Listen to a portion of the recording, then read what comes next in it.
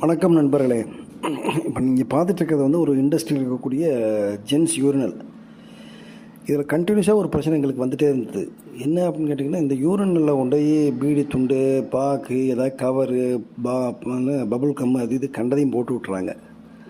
அதனால் என்ன ஆகுதுன்னு அடிக்கடி யூரினல் அடைச்சிக்கிறது, ஓவர்ஃப்ளோ ஆகிறது, இது க்ளீன் பண்ண முடியாமல் உள்ளே போய் பைப்பு பிளாக் ஆகிறது, பல பிரச்சனை ஓடிக்கிட்டே இருந்துச்சு.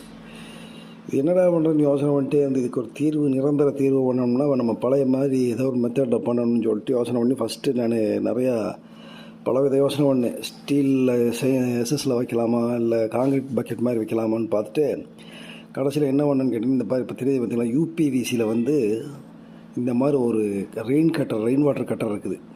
இது வந்து ஆக்சுவலாக நம்ம ரூஃப் சீட் போடுறோம் இல்லையா, அதுக்கு போடக்கூடிய ரெயின் வாட்டர் கட்டர்.